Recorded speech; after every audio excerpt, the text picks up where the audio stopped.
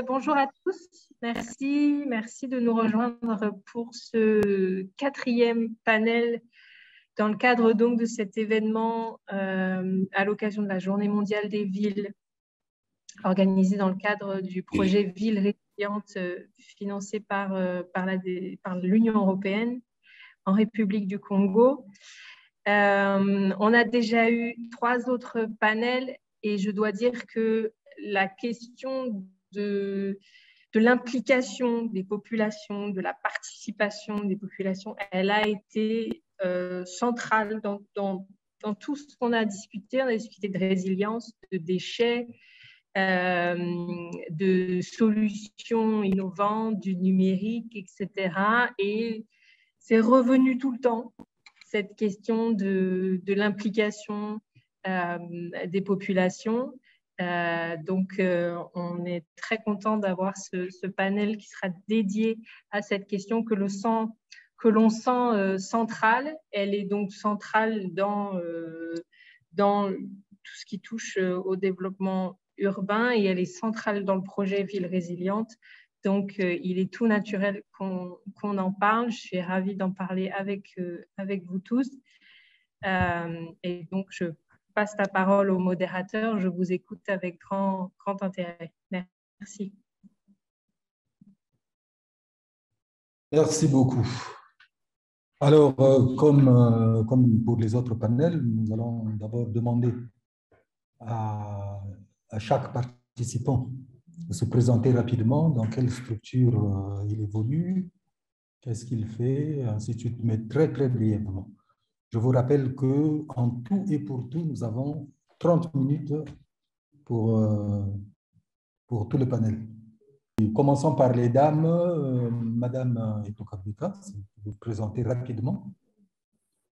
D'accord. Alors, je suis Aline Foncé Tokabeka. Je suis journaliste à la télévision nationale congolaise. Et parallèlement, j'occupe les fonctions de directrice des programmes. Directrice de programme, c'est en fait la personne qui est chargée de coordonner les contenus et tout ce qui se passe à l'antenne 24 heures sur 24. Et précédemment, j'étais directrice de l'information, donc je gérais tout ce qui est actualité, journal. Et donc, voilà en gros ce que je suis. Hein. Après, je ne sais pas. Merci beaucoup. Madame Desti Sanga. Bonjour, je suis Desti Sanga, présidente de l'association Climate Education Congo. C'est une association qui évolue au niveau de Pointe-Noire et Brazzaville et on est beaucoup centré sur l'éducation sur les questions environnementales. Merci beaucoup. Alors, Monsieur Martin Bakondolo. Alors oui, vous avez su le dire, je suis Martin Walvino Bakondolo, je suis coordonnateur interdépartemental de l'ONG Renaduc et gestionnaire du projet de gestion des déchets dans la commune urbaine d'Onkai. Pour ne pas dire trop. Hein. Merci beaucoup. Monsieur Christ Diasongila. Merci. Je suis Chris Diasongila. Je suis responsable du volet société civile dans le cadre du programme Ville résiliente en République du Congo. Et je suis basé en Kaï et je suis de l'ONG ID, Initiative de développement. Nous avons déjà des actions à Niélé où nous travaillons avec les peuples autochtones et nous avons longuement aussi travaillé dans le pool. Et toutes ces expériences-là, on arrive à capitaliser pour pouvoir mener à bien ce volet société civile dans le cadre de ce programme. Merci. Merci beaucoup. Alors, pour ce quatrième panel, nous avons à parler de l'éco-citoyenneté au Congo. Est-ce trop tôt pour en parler? Voilà donc le fil rouge que nous avons à suivre. La première question, nous allons demander à Madame Desti Sanga, qui est très impliquée dans les problèmes d'environnement, comment elle est arrivée là. Pourquoi? Parce que d'une manière générale, on sait que les problèmes d'environnement, ce n'est pas la préoccupation quotidienne des Congolais. Exactement. Moi, je suis de Pointe-Noire et avec des amis en 2019, on a eu à s'associer pour commencer une activité de nettoyage des plages. Et c'est en fait, l'initiative est même venue juste d'une simple balade en fait. Et on a fait un constat qui était vraiment désastreux sur la plage de Songolo. Et c'est de là qu'est venue l'idée en premier temps de commencer une activité sur la salubrité. Mais derrière, avant, on n'avait pas vraiment eu cette idée-là. Ce qu'on faisait, c'était plus l'éducation en général. Parce que j'étais membre d'une association qui euh, œuvrait dans l'éducation. Mais on a choisi de prendre aussi ce volet-là de l'environnement parce qu'on avait fait un constat sur une plage et c'est à partir de là que est né aussi Climate Education Congo aujourd'hui. Ok, merci beaucoup, Monsieur Bakondolo. Oui, d'accord. Alors, quant à moi, je suis coordonnateur interdépartemental de l'ONG Renaduc. Comment est-ce que je suis arrivé à Renaduc? En fait, je suis écologiste. Je suis finalement finaliste en écologie et nous avons jugé bon de mettre en place une organisation qui devait assurer le relais entre le gouvernement et la population afin de parvenir au moins à relever le défi de la dégradation de l'environnement au niveau national. C'est ainsi que Renaduc s'est créé dans l'objectif de s'étendre sur l'échelle nationale en misant sur la mise en place des projets de développement communautaire allant dans le sens, par exemple, de préservation de l'environnement. Alors, en République du Congo, la situation environnementale est marquée non seulement par la dégradation de milieux urbains, de milieux naturels, mais aussi sur la mauvaise gestion des déchets au niveau de chaque collectivité locale. Donc, c'est ainsi que nous nous sommes mobilisés dans ce sens d'accompagner les collectivités locales qui sont en difficulté actuellement, de relever ce défi de la gestion des déchets ménagers afin de protéger en quelque sorte l'environnement urbain, mais aussi à garantir le bien-être des populations. Oui, est-ce qu'au niveau de l'éducation scolaire, au niveau de l'éducation chez les parents, est-ce que ces problèmes sont abordés, selon vous? Il se pose un problème à ce niveau, parce que avant de parler de protection du milieu urbain, il va falloir quand même se rendre compte qu'il faut déjà vivre décemment. Or, en réalité, en République du Congo, pour ne parler que de la République du Congo, la situation sociale n'est pas équilibrée. Et l'éducation des parents vis-à-vis de l'environnement n'est pas aussi à l'œuvre. Parce qu'en fait, les parents eux-mêmes, dans le passé, n'ont pas peut-être reçu une certaine éducation, parce qu'aujourd'hui, l'effet que nous ressentons de l'environnement, nul ne s'en attendait. On n'avait pas peut-être à l'idée qu'un jour, on pouvait assister à la dégradation de l'environnement, situation à laquelle nous sommes aujourd'hui interpellés chacun à intervenir. Donc, il se pose un problème au niveau de l'éducation parentale, mais aussi au niveau des écoles où il n'y a pas de thématiques développées allant au sens de la protection de l'environnement. Donc, voilà, non seulement qu'il n'y a pas une éducation au niveau des parents, mais aussi au niveau scolaire, il va falloir peut-être qu'il y ait une mise en œuvre des thématiques allant au sens de la protection de l'environnement. Bon, c'est une impression générale ou bien est-ce qu'il y a vraiment des études qui montrent que les gens ne s'intéressent pas à l'environnement? Monsieur Diasongila, vous qui avez mené une étude de ce genre, qu'est-ce que vous pouvez nous dire? Je ferai le lien dans le cadre de cette réflexion entre d'abord ce qui est ressenti par la population, les pratiques que les populations ont, et de l'autre côté, les représentations qui se cachent derrière. Parce qu'il est intéressant de faire ce jugement en face et ne pas aussi oublier derrière que nous avons des pratiques qui sont dans notre ADN, ce qui renforce notre manière de voir les choses. Déjà, les déchets, quand je sais d'observer dans la ville d'Onkaï les questions sur les déchets, les questions liées à l'environnement, lorsque nous essayons de voir le problème des déchets, la pratique principale sont de les rassembler et de les jeter. En Kaï, les sols sont très durs. Tout ce qu'on fait, c'est enterrer les déchets. tout ce qu'on fait, c'est rassembler, brûler les déchets plutôt. Et c'est la pratique qui domine. Et quand on essaie un peu de voir, nous avons des ravins par-ci, par-là, et on essaie un peu d'emmener vers les ravins pour pouvoir jeter, sans oublier que le fait d'entasser, ça crée des gaz, ça crée des conflits. Ceux qui sont autour des ravins commencent à prendre conscience que les gaz que ça dégage peuvent non seulement causer des maladies, des problèmes environnementaux, mais aussi des maladies aux enfants. Et même aussi, ça peut emmener à ce qu'il y ait des cas de brûlis. On a brûlé, et puis ça, les gaz qui se dégagent puissent causer des problèmes pulmonaires. Et il y a aussi la question des odeurs. Les odeurs, les coupures par les tessons, nous avons carrément des ruelles qui sont inondées des poubelles. Alors, de l'autre côté, à Owando, je fais le lien entre Nkayi et Owando. De l'autre côté, à Owando, il y a quand même un renforcement des réflexions par les autorités. Vous voyez, il y a la sensibilisation qui se fait par les autorités municipales, mais il y a aussi un accompagnement par le projet Owando Tsetse. Les gens arrivent à se rassembler pour dégager les mauvaises herbes, vider les parcelles inhabitées.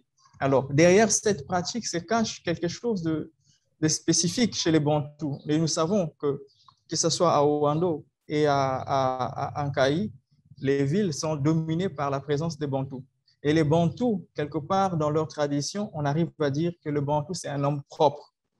Le Bantou, c'est l'être propre. L'autochtone, c'est celui qui reste très loin. Et c'est un facteur motivant qui vient renforcer justement notre considération sur les questions liées à l'hygiène et l'assainissement. Et on ne peut pas rester figé à croire que les gens ne sont pas conscients. Ils sont conscients, on a peu de moyens et l'insatisfaction se fait montre.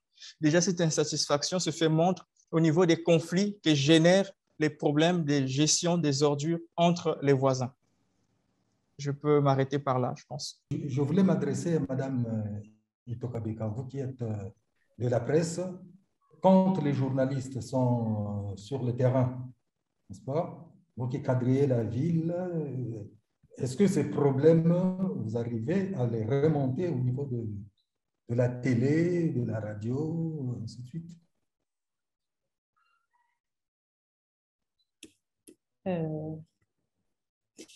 Merci pour la question. Oui, je pense que cela fait partie même de la base de notre travail, qui est donc celui d'informer, d'éduquer les populations, en dehors de l'aspect télévisuel qui consiste également à distraire. Donc, dans les trois créneaux qui constituent le rôle d'une chaîne de télé, nous jouons quand même ces deux rôles-là, qui sont donc ceux d'éduquer et de sensibiliser. Plusieurs fois, nous, on avait, de manière autonome, on a pris des initiatives en envoyant des équipes sur le terrain, aller constater des dégâts à gauche ou à droite. Et cela arrive souvent quand il y a, par exemple, une forte pluie qui a eu lieu dans la ville ou dans l'ensemble du pays. On a quelques correspondants installés dans certaines localités qui nous envoient des images parfois amateurs que nous exploitons et on essaye, tant que peut se faire, les propulser, sinon les diffuser au niveau de la télé.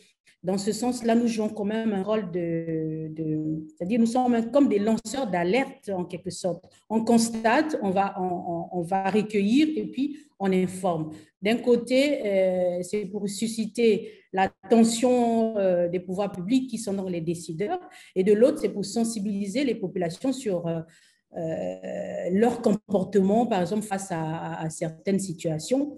Si ce sont les intempéries, ce qui arrive naturellement, ce n'est pas peut-être imputable aux populations, mais il y a des situations qui arrivent qui sont directement imputables au comportement des citoyens.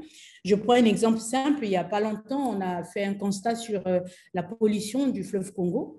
Donc, quelques collègues, collaborateurs se baladant dans leur quartier ont constaté que le fleuve Congo commençait à se polluer et ça prenait de l'ampleur. Et cela impactait même l'écosystème au niveau des poissons et de tout ce qui constitue, qui sont régorgés en fait dans nos fleuves. Donc, nous, on a envoyé les équipes, On a fait beaucoup de bruit dessus parce qu'on a diffusé le reportage, je me souviens, sur 3 journées.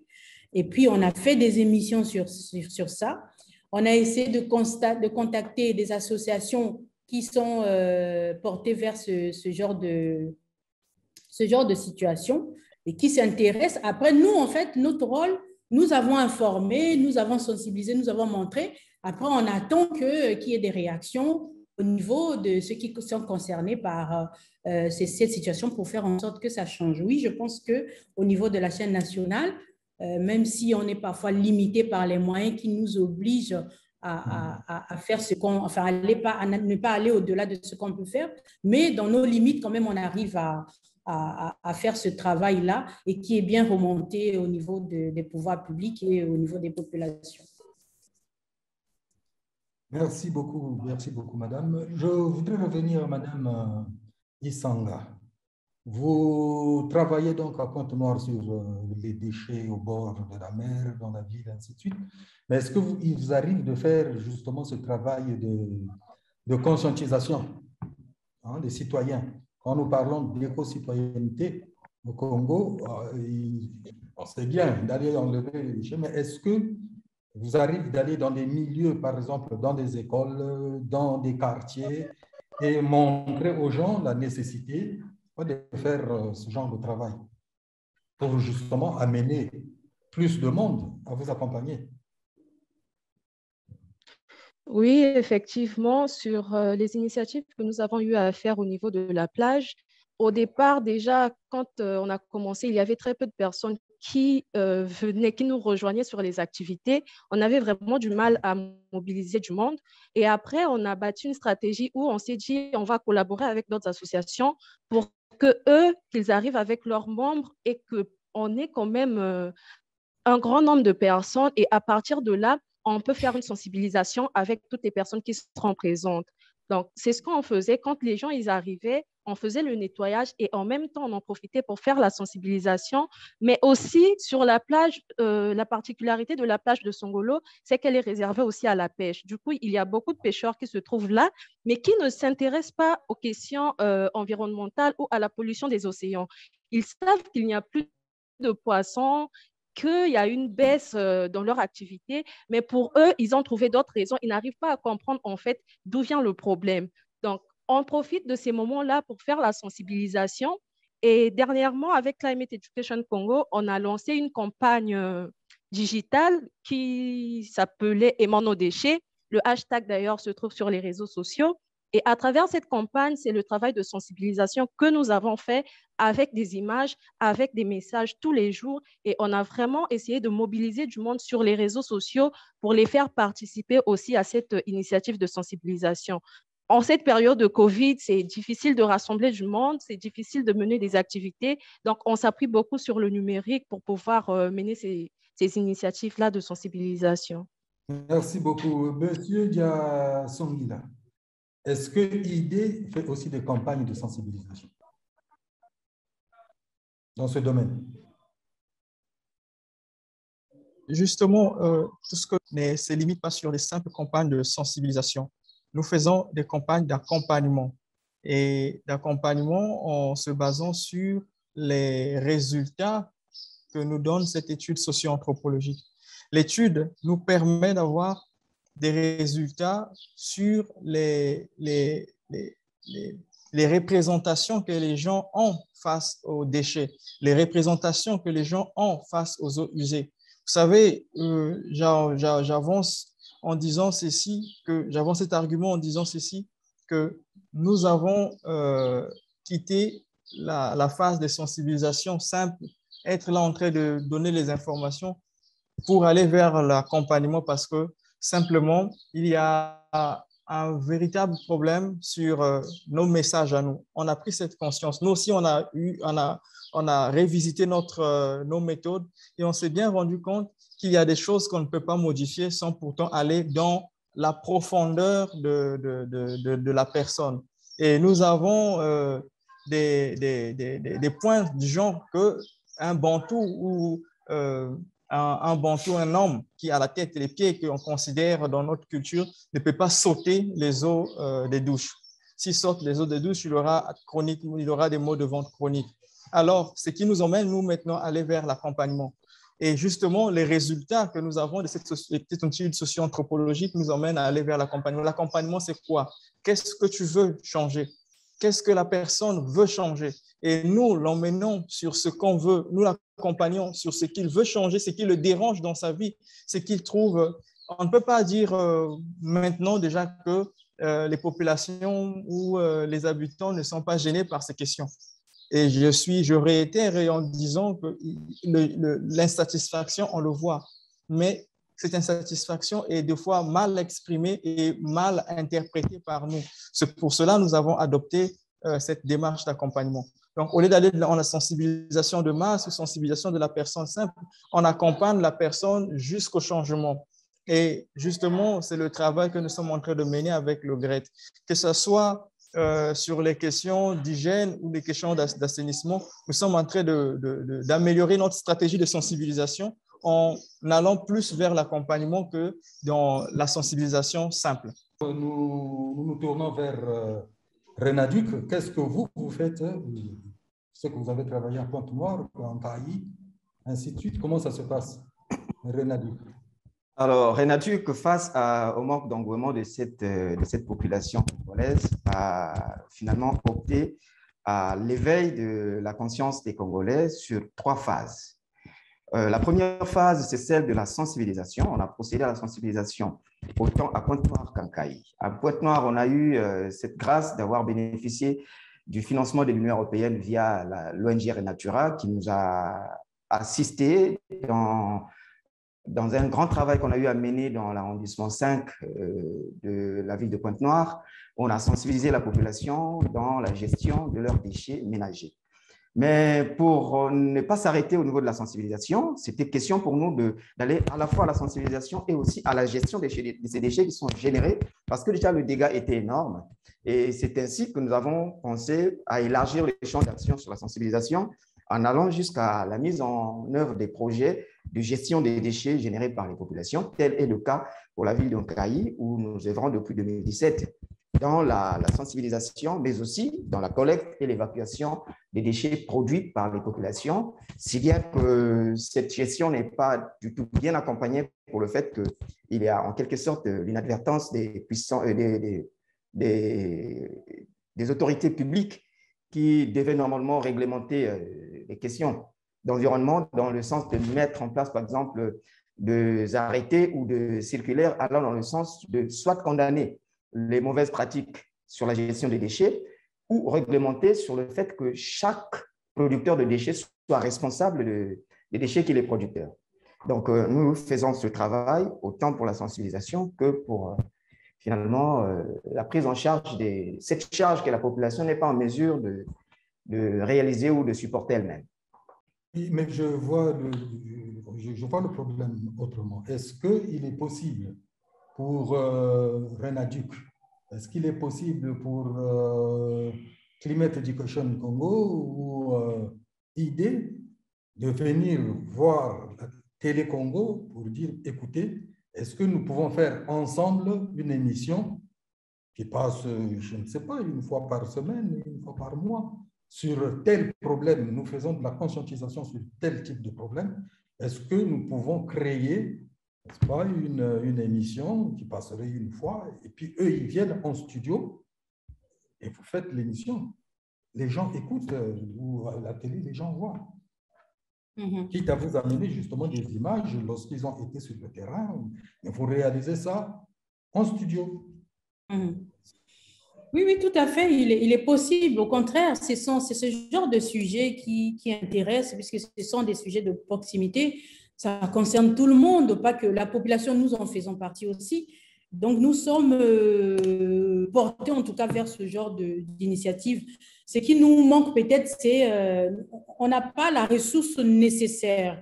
On sent qu'au niveau des plateformes, il y a certaines limites parce que nous ne sommes pas censés savoir exactement quels sont les combats qu'ils mènent parce qu'on n'est pas spécialiste, par exemple, de l'environnement. C'est à eux de venir vers nous, d'exprimer leurs besoins, de montrer leurs actions. Et à ce moment-là, ensemble, on pourra créer une sorte de partenariat travailler ensemble, il n'y a pas de problème. Alors, donc, messieurs, mesdames, vous avez suivi. C'est possible que vous puissiez proposer aux télévisions locales, aux radios locales, des émissions de ce genre.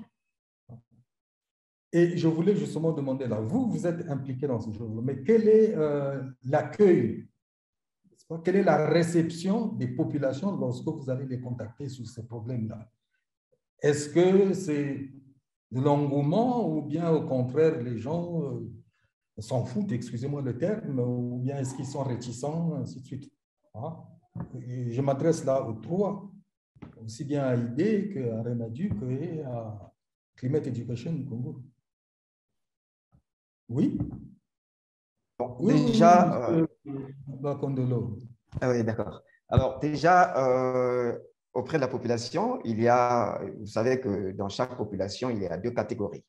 Il y a une catégorie de population qui est accueillante et il y a une autre qui est soit récidiviste, soit Donc, en fait, nous, par exemple, à Caï ou à Pointe-Noire, on est directement en contact avec la population pour les questions allant au sens de la sensibilisation ou de la préservation de leur santé. Alors, l'accueil, d'un côté, est toujours merveilleux et de l'autre, c'est soit un peu de négligence et puis, bon, voilà. Mais ce qui importe, c'est qu'il va falloir peut-être évaluer le pourcentage de cet accueil.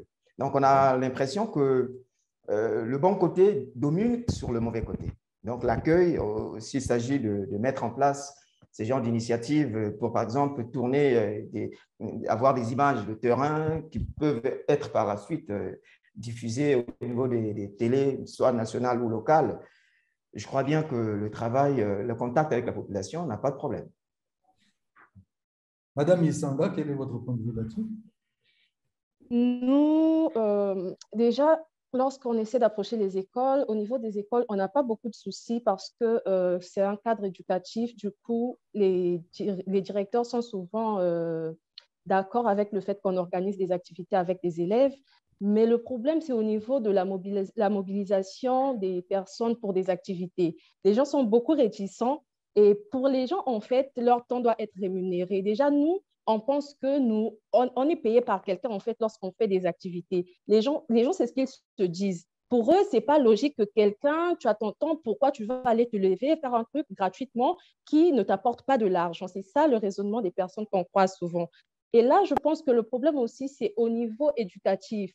On doit nous apprendre déjà au niveau de l'école, avec même des élèves, à avoir des initiatives qui vont emmener les enfants à penser en termes de communauté aussi, à penser à l'intérêt commun, pas juste l'intérêt personnel. Parce qu'aujourd'hui, c'est ça le grand problème. Tout le monde veut s'en sortir. Il y a des problèmes sociaux qui sont là, c'est vrai. Mais derrière, on n'a pas cette vision de se dire qu'on peut faire quelque chose en tant que communauté. C'est beaucoup d'individualisme. Et ça, je pense que avec des initiatives comme il en existe beaucoup aujourd'hui, petit à petit, on espère que ça va s'améliorer. Mais pour l'instant, il y a beaucoup de réticences. Des idées, alors quel accueil vous rencontrez auprès des gens? Déjà, comme je disais tantôt, que nous sommes dans l'accompagnement, ce qui fait qu'on est très proche de ces populations-là.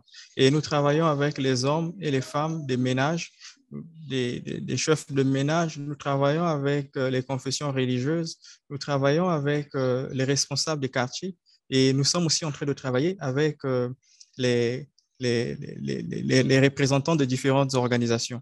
Et tout ce que nous cherchons dans cet accompagnement avec eux, justement, c'est le changement individuel.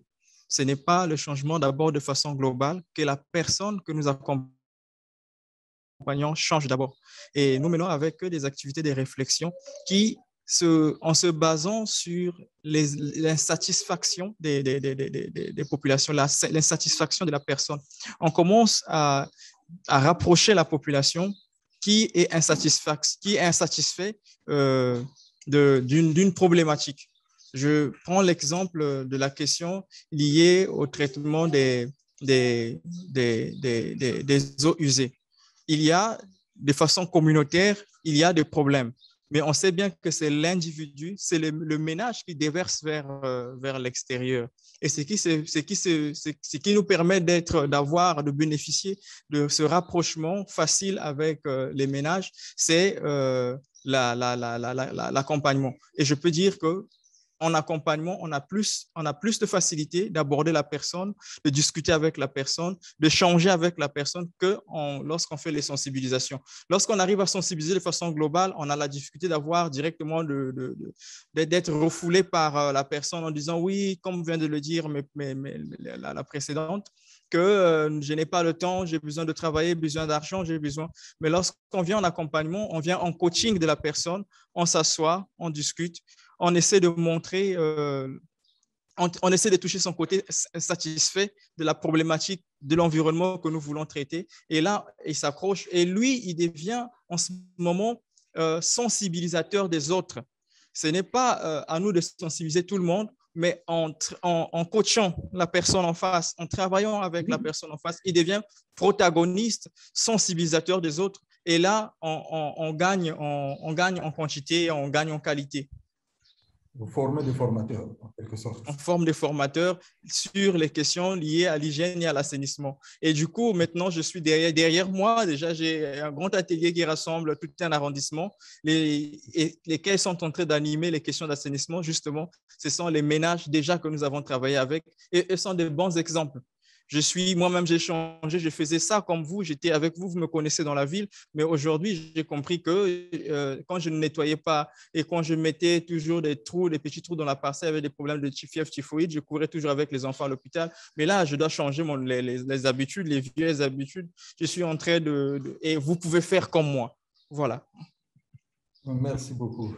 Madame Etokabeka, lorsque nous regardons même les chaînes étrangères, on se rend compte que c'est surtout les émissions de télé-réalité qui sont en vogue.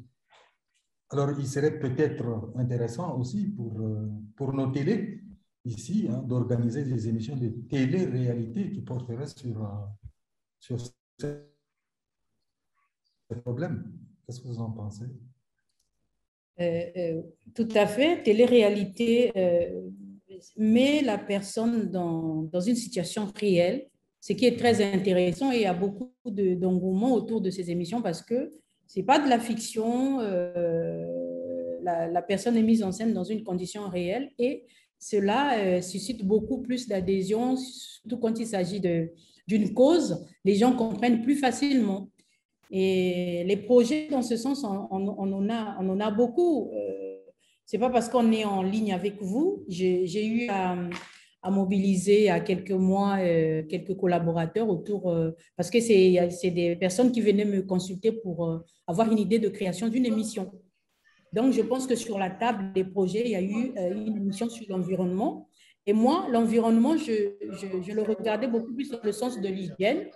Et je leur dis qu'ensemble, si les moyens le permettent et jusqu'à l'aboutissement du projet, on souhaiterait en fait aller dans les quartiers, descendre dans les quartiers avec une équipe et une caméra, montrer aux gens l'impact du non-respect des règles d'hygiène sur notre quotidien immédiatement. Donc, aller dans les familles, suivre une famille sur une journée ou une demi-journée, accompagner une femme, par exemple, au marché. Elle va au marché, elle choisit ses articles, elle arrive à la maison, elle commence à travailler. Donc, le produit, comment il part du marché, il arrive à la maison, comment le déchet il est traité jusqu'à aller à la poubelle et c'est quel type de poubelle. Donc, c'est ce genre d'idée on nourrit, mais comme je l'ai dit tout à l'heure, on est souvent heurté par les moyens d'accompagner parce que vous n'allez pas vous lever de chez vous et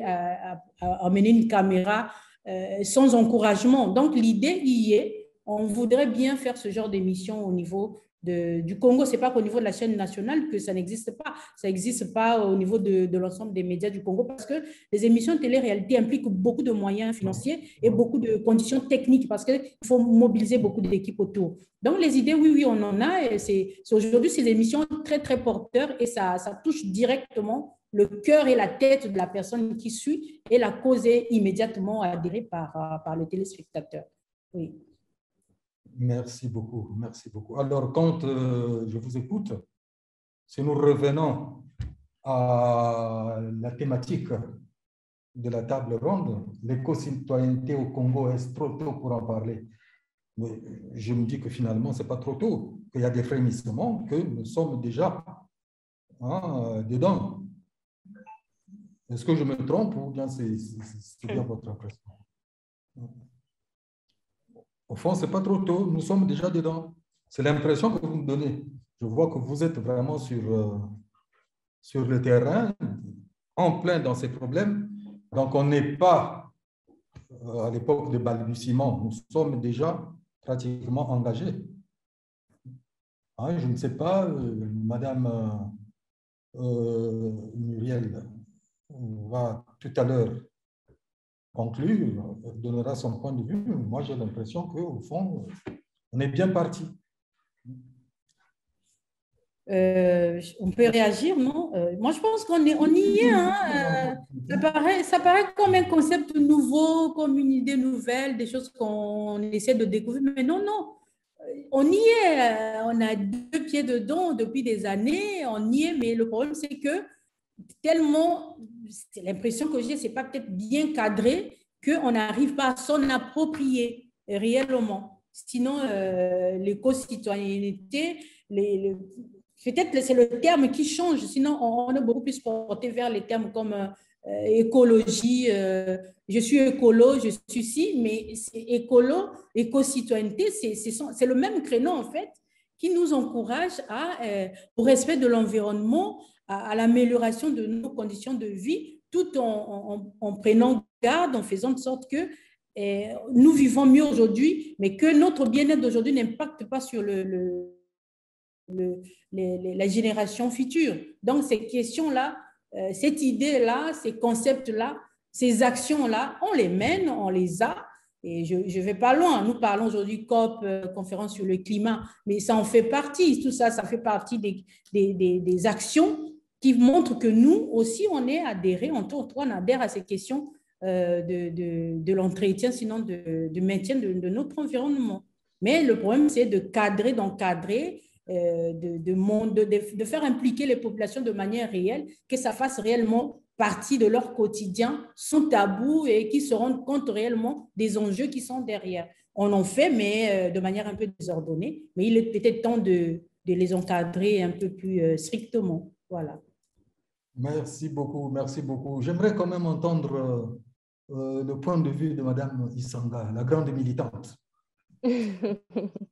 En 2 secondes.